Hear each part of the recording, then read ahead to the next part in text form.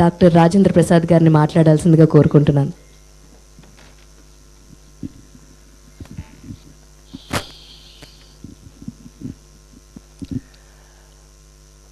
ఓం నమో వెంకటేశాయ.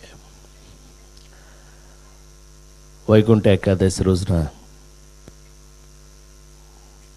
స్వామిని దర్శించుకుని నా ప్రాణానికి ప్రాణమైన తెలుగు ప్రేక్షక దేవుళ్ళందరికీ ఆయురారోగ్య ఐశ్వర్యాలతో మరి ముఖ్యంగా ఆనందంగా ఉండాలని ఆ స్వామిని ప్రార్థించి వచ్చి happy new year to you all అని చెప్తూ సహకుటుంబానాం సినిమాని మీకు చూపించడం జరిగింది. ఈవేళ ఇంత తొందరగా నేనైతే ఎక్స్పెక్ట్ చేయలే. ఉదయ్ యాదవ్ గారు, మనం ఒక ఫ్యామిలీ నమ్ముకుని మరి ముఖ్యంగా ఇవాళ నేను నా మీడియా అంటే 48 సంవత్సరాలుగా సినిమా ఇండస్ట్రీలో ఉంటే వీళ్ళతో పాటు నేను ఒక ఫ్యామిలీ మెంబర్ లాగా పెంచారు నన్ను, వాళ్ళతో పెరిగాను. ఇవాళ మీ అందరి ముందు ఇలా ఉన్నాను. కారణం ఇలాంటి సినిమాలే. సహకుటుంబానాం, మీ అందరూ కుటుంబ సమేతంగా ఈ సినిమాను చూసి ఇందులో మీకు నచ్చిన అంశాలు, ఎవరెవరికి నచ్చిన అంశం వాళ్ళకి ఉంటుంది కదా, అలాంటిది ఇవాళకి కూడా ఈ చక్కటి పాజిటివ్ రిపోర్ట్ ఇచ్చి మీరందరూ కూడా మరి ముఖ్యంగా మా మీడియా సోదరి వాళ్ళందరూ కూడా వాళ్ళది ఎస్ ఇది బాగుంది, లేకపోతే ఇదిగో మీరు ఇంక కొంచెం ఇది బెటర్ చేయొచ్చు, ఇది చేయొచ్చు, అంత ఇన్వాల్వ్ అయ్యి చెప్తున్నారు చేస్తున్నారు అని అంటే అంతకన్నా అదృష్టం ఉంటుందని నేను అనుకోను. డెఫినెట్గా ఈ రోజున 2026 నూతన సంవత్సరం ప్రారంభం ఈ సినిమాతో అవ్వడం, ఈ సినిమాకి ఇంత పాజిటివ్ టాక్ రావడం అది నిజంగా అదృష్టంగా భావిస్తూ ఇంతకన్నా కోరుకునేది ఏముంటుంది. ఇంకా ఎన్ని సంవత్సరాలు నేను పనిచేసినా నేను వెళ్ళిపోయినా బట్ కావాల్సింది ఇదే, మనం చేసిన పనిని గుర్తింపు.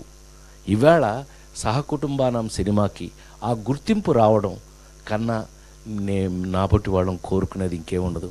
నిజంగా ఆ సినిమా చూస్తే తెలుస్తుంది రామ్ గారిని మేమంతా ఎలా కష్టపడి ఉదయ్ రాసిన సబ్జెక్ట్ని ఎట్లా దాన్ని అంటే ఫ్యామిలీ ఎప్పటికైనా ఫ్యామిలీ లేకుండా మనం ఉందా ఎక్కడ ఉన్నామండి. అసలు ఫ్యామిలీ లేకుండా ఏం చేయదలుచుకున్నా ముందు ఫ్యామిలీయే కదా. అందులో మరి ముఖ్యంగా ప్రపంచంలో, మరి ముఖ్యంగా భారతదేశంలో, మరి ముఖ్యంగా సౌత్ ఇండియాలో, ముఖ్యంగా మన వాళ్ళు తెలుగు వాళ్ళలో కుటుంబం సహకుటుంబం. సో ఆ కాన్సెప్ట్ తనకు మొదటి నుంచి అదే చెప్తూ వచ్చాను నేను ఉదయ్కి కూడా.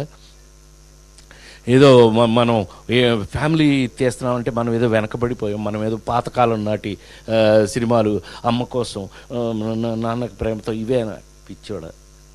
మనం ఇప్పటికీ కూడా శ్రీమంతుళ్ళు, నాన్నకి ప్రేమతోలు, జులాయిలు అన్నీ చేస్తున్నాం, మనమే చేస్తున్నాం. ఈ గోల్లోంచి వచ్చినాయి ఇవన్నీ కూడా.